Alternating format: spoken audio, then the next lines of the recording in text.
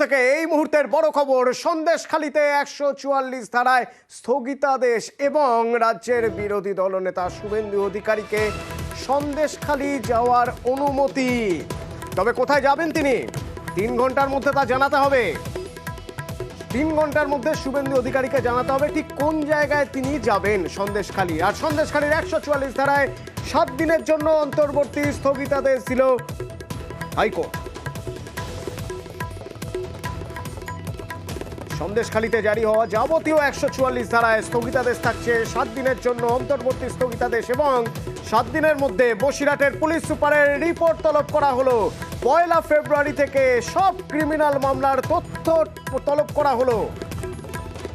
শুভেন্দু অধিকারী চাইলেই সন্দেশখালী যেতে পারেন, তবে সন্দেশখালীর কোথায় যাবেন তা ৩ ঘন্টার মধ্যে জানাতে হবে।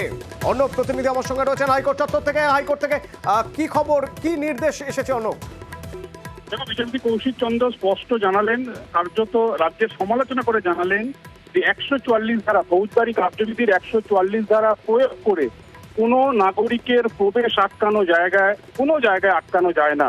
শুভেন্দু অধিকারী তিনি একজন নাগরিক, সেই নাগরিকের কোনো জায়গায় যাওয়া আটকানো যায় না একটা ১৪৪ ধারা জারি করে।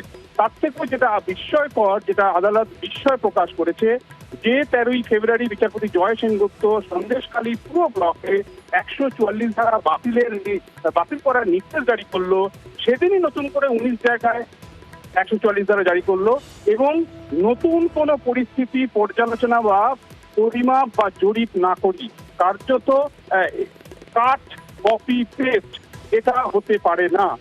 এবং ১৪৪ ধারা শুধু আজ থেকে নয়, ৯ ফেব্রুয়ারি থেকে একটা জায়গায় ১৪৪ ধারা জারি রয়েছে, অথচ শুধুমাত্র আইন শৃঙ্খলার দোহাই দিয়ে যাচ্ছে, ছুতো দিয়ে যাচ্ছে রাজ্য। তাই সন্দেশখালীতে যত জায়গায় ১৪৪ ধারা এই মুহূর্তে জারি রয়েছে, সমস্ত ১৪৪ ধারা আপাতত স্থগিত থাকবে হাইকোর্টের নির্দেশে। অর্থাৎ সন্দেশখালীর যে কটা জায়গায় ১৪৪ ধারা এই মুহূর্তে জারি রয়েছে, সেই জারিগুলির উপর যে নির্দেশ ১৮ই ফেব্রুয়ারি সংশ্লিষ্ট ম্যাজিস্ট্রেট জারি করেছিলেন ১৪৪ ধারা, তার স্থগিত করে দিল কলকাতা হাইকোর্ট এবং আগামী ৭ দিনের জন্য এই ১৪৪ ধারা স্থগিত করে দিল। এর অর্থ কি? সন্দেশখালী ব্লকে এই মুহূর্তে আর কোনো ১৪৪ ধারা রইল না কলকাতা হাইকোর্টে। এবং শুভেন্দু অধিকারী চাইলেই সন্দেশখালী যেতে পারেন, কিন্তু কোথায় যাবেন তা ৩ ঘন্টার মধ্যে হাইকোর্টকে জানাতে হবে। ধন্যবাদ অর্ণব।